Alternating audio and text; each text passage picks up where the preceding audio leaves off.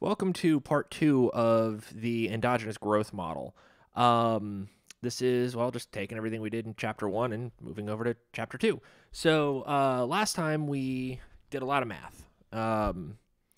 And I went through a little bit of the intuition on the model's predictions. There were those three cases of economic growth. Remember, because we had the slightly different take on the production function and the exponent on capital was a little different, and so we had like a really like watered down, bastardized proof by cases type scenario where we had three different cases. One of like no real internal like endogenous growth, explosive growth, and then kind of like Goldilocks zone. Now that we went through that, we can learn a little bit about some examples of exogenous growth shocks. And there's two kinds of shocks here that we're going to be looking at. There's expected shocks and unexpected shocks. And really the responses depend on what type of a shock it is, whether it's expected or unexpected. So last time we did a lot of math. This time we're going to go more through the implications of some of these results and what they mean in terms of like our ability to model economic growth and our ability to draw decent conclusions from the models that we are using. So last time we had this slightly different production function. It was y equals a times k to the alpha plus eta, where eta represented spillovers from innovation. And there are these three cases that I had talked about, depending on the size of that exponent, alpha plus eta. And we wanted that specific case where alpha plus eta were equal to 1. And this boiled down to, or collapsed down to, what's known as the AK model. And in this sense, we converge to a balanced growth path. Now, we want this balanced growth path because we would get spillovers from innovation, which are spurred by research and development. They can be picked up by other industries. So, industry A comes up with some really cool manufacturing process. Now, maybe the thing that they're producing itself can't be taken because, that's like stealing.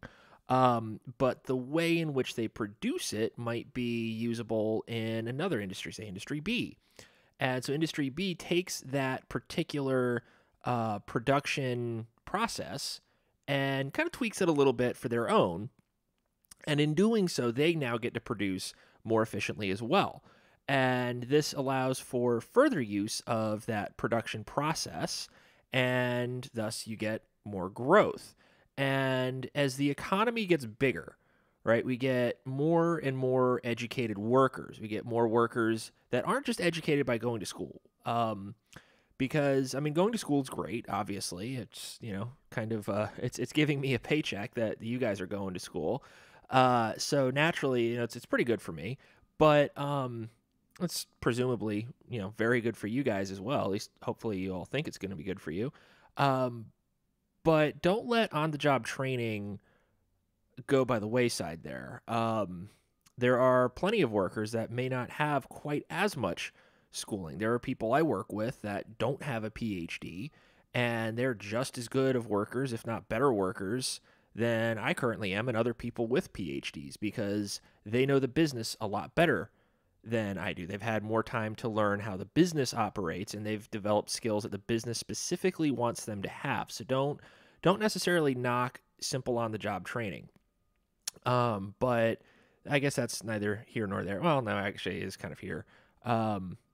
Because the bigger the economy, the more innovation we have, the more workers we have that know their business and how the business operates and what the business requires of them.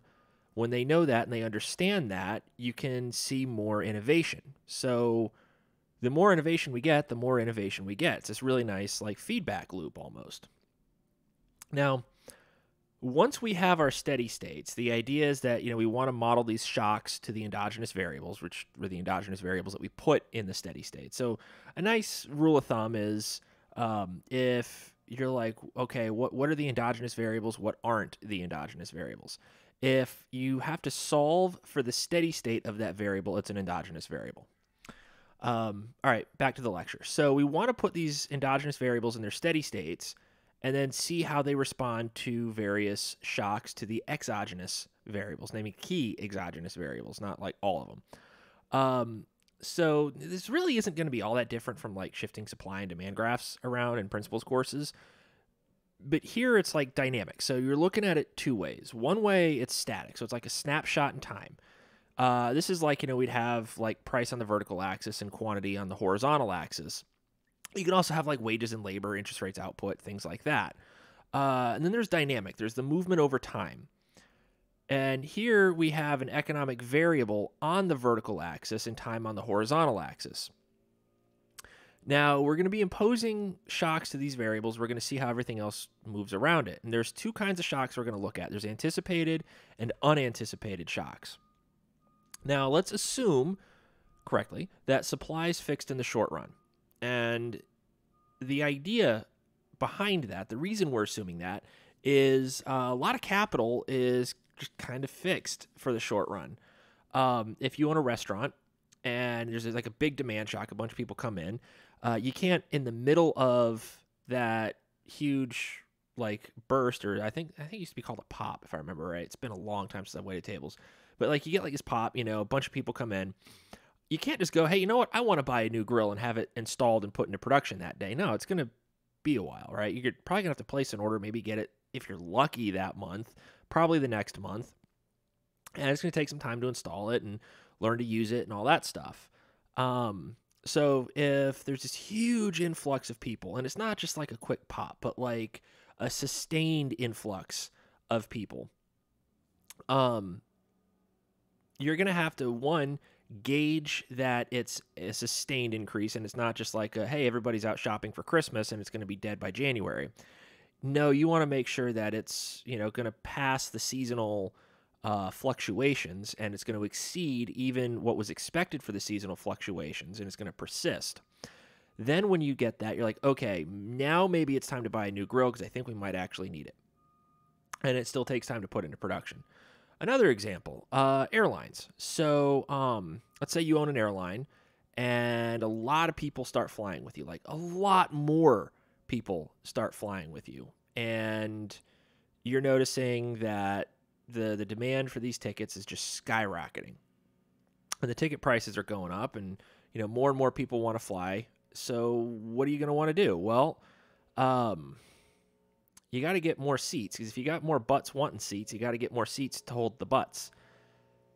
And you can't just be like, I'm going to buy an Airbus A350 and get it delivered tomorrow. I think the delivery time for an A350 is like a couple of years. So if you put an order in now, you're not going to get it until 2025, 2026 probably. I probably should have looked up to see what the delivery time is, but it's a long time. It's not like a couple of months. So really, it's going to mean that at any single point in time, you're going to have a vertical supply curve. Now, as you move forward in time, the supply curve is going to shift outward. So if we do have a big demand shock for international air travel, wide-body airplane supply is going to be fixed in the short run. And what do I mean by a wide-body airplane? A lot of, not everybody's like, an aircraft nerd like I am. Wide-body airplanes are the ones that have two aisles instead of one. So, regional flights, those are generally like a narrow-body plane. So like an Airbus A320, as everybody knows now, the Boeing 737, that's only got one aisle. Once you board the plane, there's one aisle. There's 3 seats on your left, 3 seats on your right. That's it. A wide-body airplane would be something like a Boeing 747, A350, Boeing 747, A350, Airbus A330. It's used a lot of times for like international flights. So you'll board the plane and you'll see there's 2 aisles. So there's, if you're going down, say, the aisle on the right, you'd have like 3 seats to your left, or 3 seats to your right, and then like 4 seats to your left, another aisle, and then like 3 more seats or something like that. They're really, really, really big airplanes. But the supply of those are going to be fixed in the short run. Airbus can't just go, oh, hey, Airline A wants a new wide body, so we're just going to increase production and give them a wide body later today. It doesn't work like that. These things take a very, very long time to build, and even longer time to, wait in order to get the one that you ordered delivered to you. So in the short run, prices are going to be increasing in order to ration the limited available resources. If every airliner in existence decided they wanted to buy Airbuses instead of Boeings, which sadly nowadays is probably going to be that's probably the correct move. Boeing's not doing so hot. So if, say, Delta, American Airlines, and United all place orders for Airbuses and they just kind of leave Boeing by the wayside, well, Airbus, first off, gets to command a higher price because, well, the price is a rationing mechanism and they've got limited available resources. And they're going to churn out what they can, but they're not going to be able to increase the airplanes that they're churning out. You either have to wait a lot longer, or in like the medium to long run, Airbus might build some new facilities. Now, as Airbus can build more planes to satisfy that new demand from these airlines, prices will begin to fall as the supply increases. But in the short run, we have vertical supply. It is fixed. Therefore, prices are going to move a lot more than quantity would, because quantity moves by zero. So that was an example of an unanticipated shock. Actually, both the restaurant and the airline examples were unanticipated shocks. But what if there's something anticipated, right? What if the airline sees the shock coming? I don't know, like increased birth rates and rising incomes or something. And I just completely pulled that out of my rear end. I don't even know if it makes sense, but let's just assume that it does and go from there. Now, okay, birth rates go up, incomes rise. Well, that's awesome, but parents aren't going to want to travel with a newborn. Maybe after 5 or 6 years, air travel might be kind of feasible.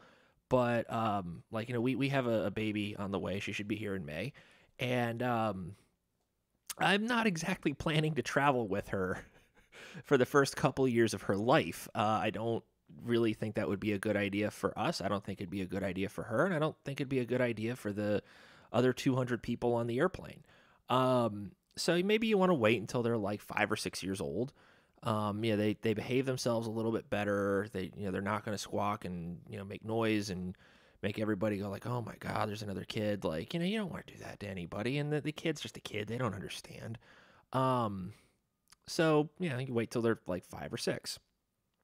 Now, if that's the case and Airbus correctly predicts that because of the increase in birth rates and rising incomes, and let's also say the planned lifting of various like international sanctions and travel restrictions and all that, well, Airbus can go, I think people are going to want more planes, so they can start building more planes.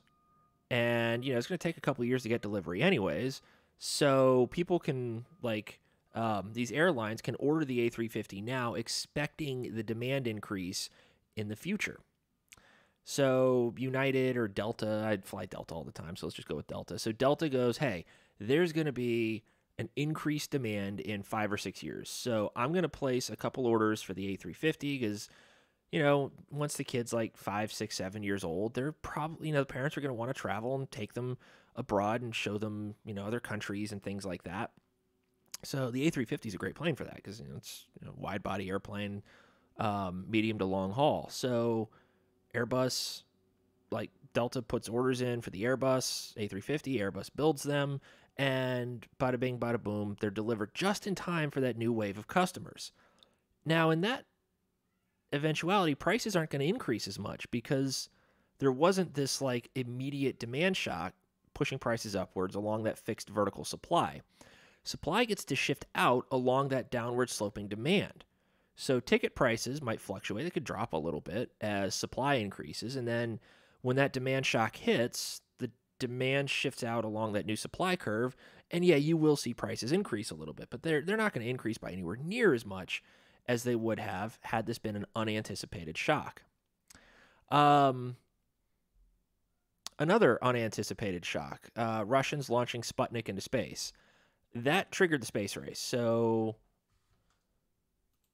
in 1957, the Russians launched Sputnik. It was the first thing built by humans that was launched into space. And it was a tiny little thing. It was like the size of like a basketball, I think.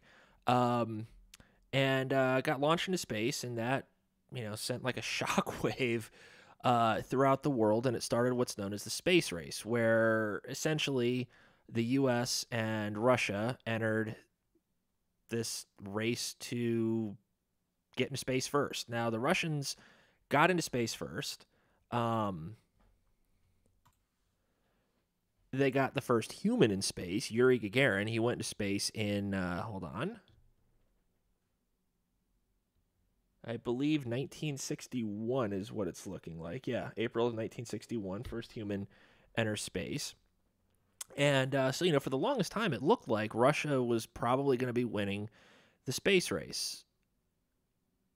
But, again, this was an unanticipated shock. Maybe the United States wasn't really prepared for it. They weren't expecting to have the space race kicked off. But as a testament to United States ingenuity and innovation in research and development, we ended up getting ahead. Because what is it they say? There's two kinds of countries out there. Countries that have a flag on the moon and everybody else. We beat them to the moon. So this, was a widely unanticipated shock. Started, all of us launching stuff into space. And as we started sending stuff into space, well, there's uses for other things now. You can start putting satellites in space. You can send nuclear missiles up into space. And, when you launch a nuclear missile, if you want to, nuke the shit out of somebody, you launch a nuke and it goes up.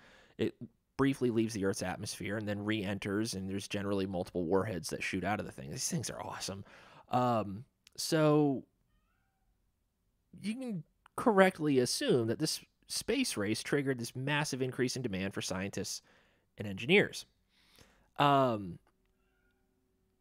for these guys permanently rose, and the supply slowly adjusted to it over time.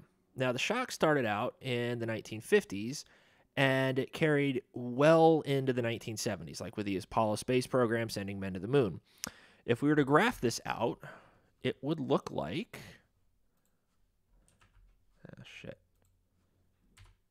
It would look like this. So, first, we have the shift in demand.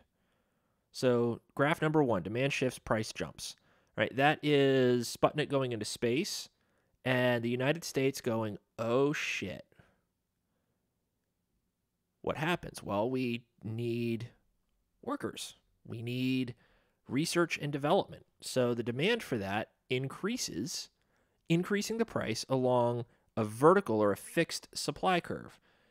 Now, as output can respond, as the amount of research and development available can respond, as the number of trained engineers and scientists can increase, well, the supply of all that increases. And as the supply increases, right here you go from P0 up to P1. So the equilibrium point here to a new equilibrium point here at D1 and S0. Now, we still have D0 and D1. Well, D1's the new demand curve. So the price jumped from P0 to P1, but as the supply curve shifts out, well, the equilibrium price drops a little bit down to P2.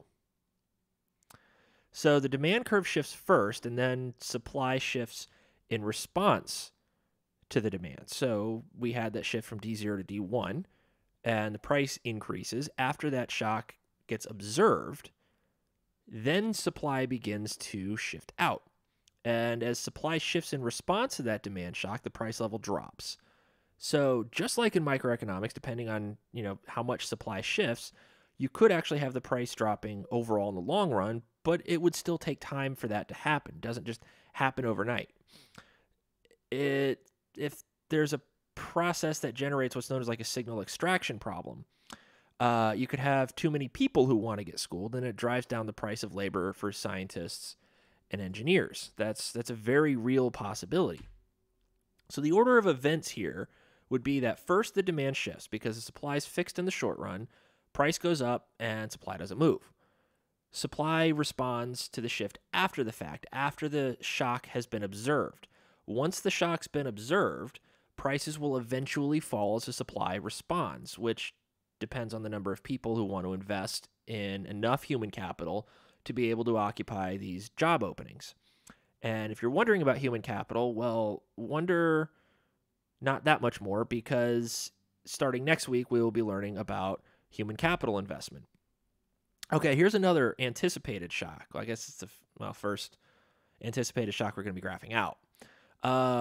At the end of World War II, we'd sent a bunch of soldiers overseas, a bunch of young soldiers, 18, 19, 20. Well, they all go overseas and they have to fight and, kill Germans and all that stuff. And then, they come back. And let's just say they really missed their girlfriends and their wives. They missed them a lot. And they made a lot of babies. There's a huge spike in fertility after the troops came home after World War II. And it lasted from the end of World War II in 1945 until around 1964. This is what's known as the baby boom. Now, during that baby boom, you have this massive increase in fertility rates. Tons of new babies get produced. So the babies get here. Now, just like that A350 example I gave you with the increase in birth rates, it's very similar here with the baby boom. Babies get here, and the society can prepare for it well in advance. Now, if you have a lot of new babies getting born, like a ton of new babies, schools are going to have plenty of time to get ready for that. Why are they going to have plenty of time? Well, you don't just have a baby and send it to school. A lot of these kids don't go to school until they hit kindergarten or first grade. At least back then it was, kindergarten, maybe first grade. I think my dad actually didn't start school until first grade.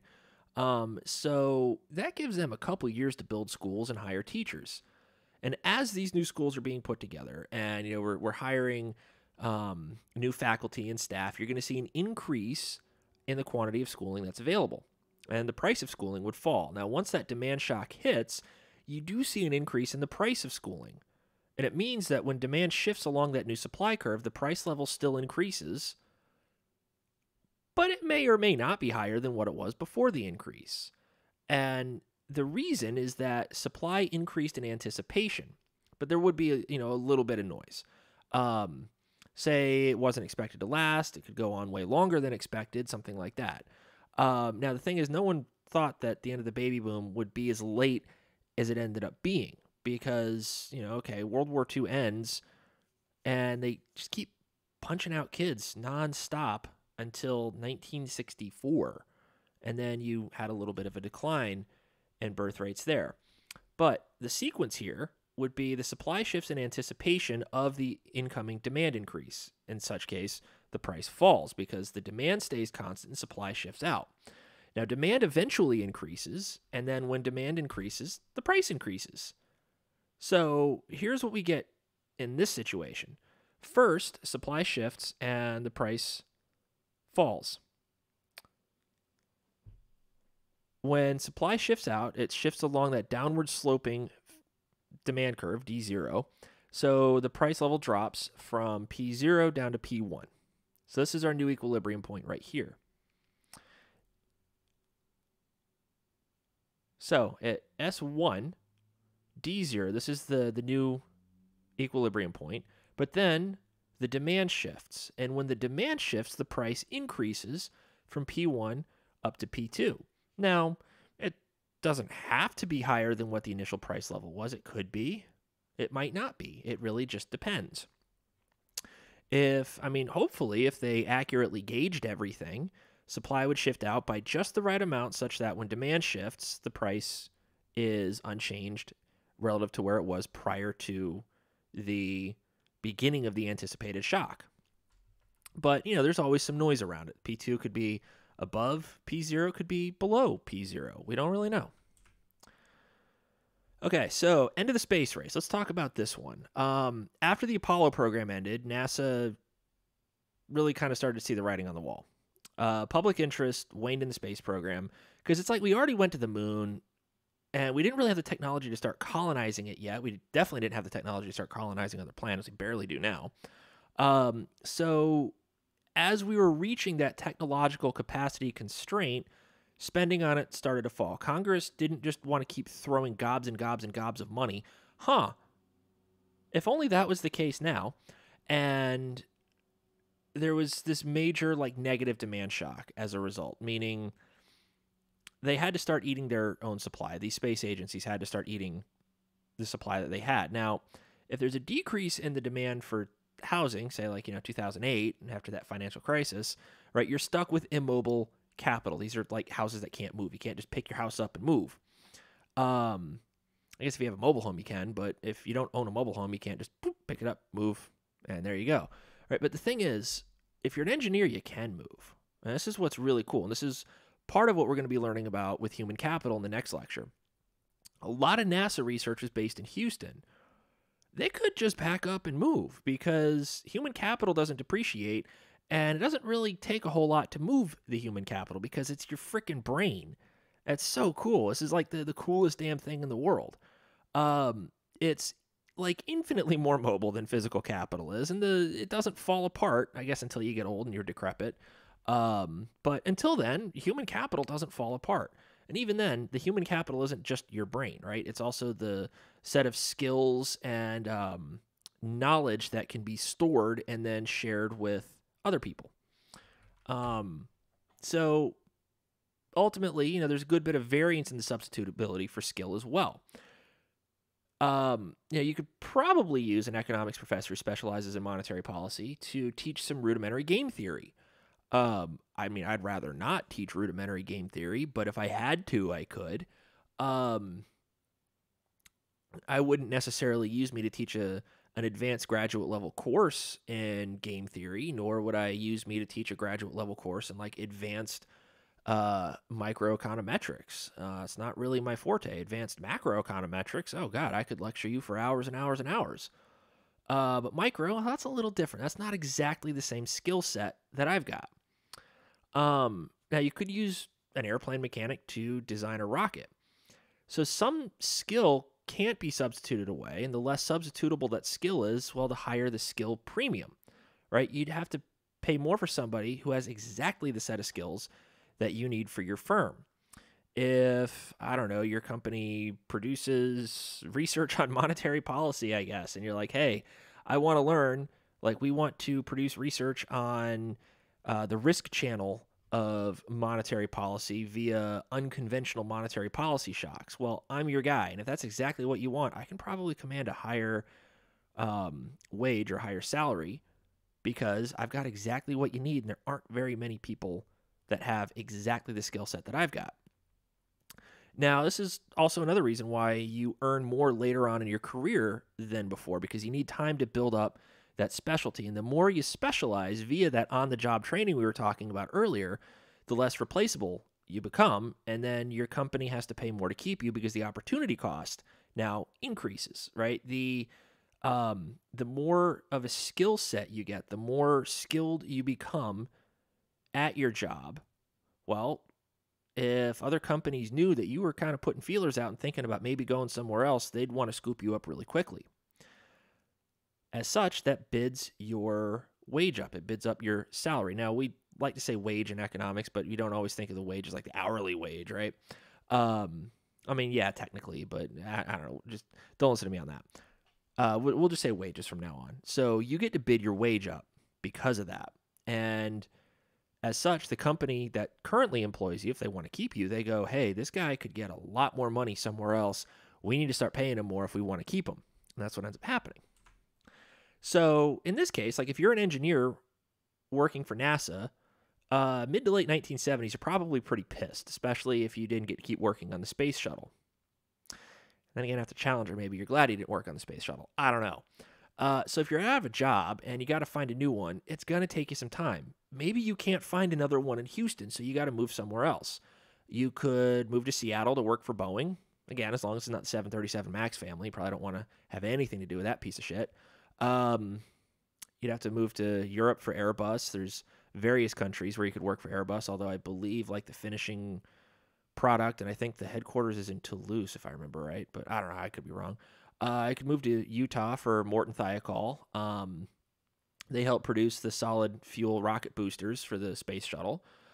So your skill set might not be directly relatable to that new line of work. It's close enough because, well, if you've got training to fly or design airplanes, okay, it's not that different to design like a rocket or a missile or something like that, or just another airplane.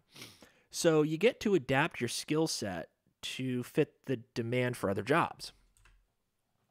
So that's going to wrap up the endogenous growth model. Essentially, we took the neoclassical model and we appended it to have a source for endogenous growth instead of just exogenous growth. And all we did to do that was just tweak the production function a little bit so that we could get spillovers of good ideas, and it could allow for growth coming from endogenous sources, which means we don't have to rely on that A sub t anymore to give us growth. Now, it still can give us growth, but it's not the sole source of growth. And because we have that eta term in the production function being added to the exponent alpha, that puts us on a balanced growth path. Now, the model's not perfect. There's a big criticism that it relies on a lot of assumptions that aren't easily observed or tested. Economists like Paul Krugman need to learn to stay in their lane a little bit. Although, I guess here I am knocking a guy with a Nobel Prize in economics, like I'll ever get one of those. But he got it in international trade. He didn't get it in economic growth and development. So maybe stay in your lane, dude.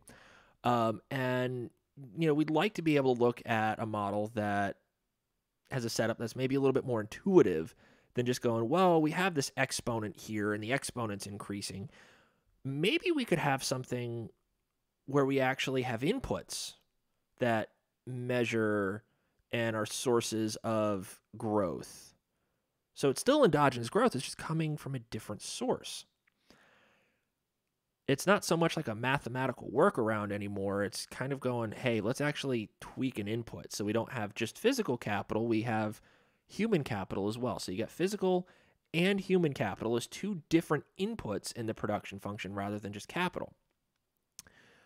That's where the human capital investment model comes from. And that's also going to be the last thing that we do before we end economic growth and development, which then becomes, well, an end to the first section of the course, which of course means dun dun dun exams. So there's either 1 or 2 lectures left, and then I will be announcing when the first exam is. So thank you for watching this. I hope this gave a little bit of intuition on endogenous growth theory. I hope this gave you guys some ideas, at least a little bit, on what endogenous growth is like and what the implications from these types of models are, and also, how they kind of do map to the real world. So yeah, I hope you enjoyed it. Thanks for watching, and more to come.